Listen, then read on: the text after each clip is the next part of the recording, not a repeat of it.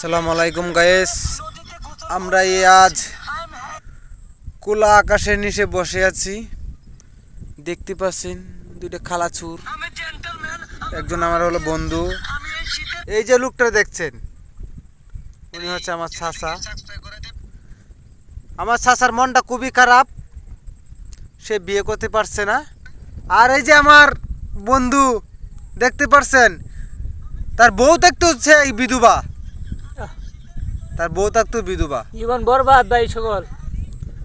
আপনারা সবাই তার জন্য একটা নতুন একটা বউ দেখবেন, অল্পেতে তারা যেন তারা আমরা বিয়ে করে নিতে পারি। আর উনি আমার চাচা, ওনার জন্য আমরা কি বলবো, বলার আর কোনো কিছু নেই। শুধুই খালি মাথার মাঝে হাত রাখে ও জীবনে না কি করলাম, বিয়ে না নিয়া জীবনে না কি করলাম।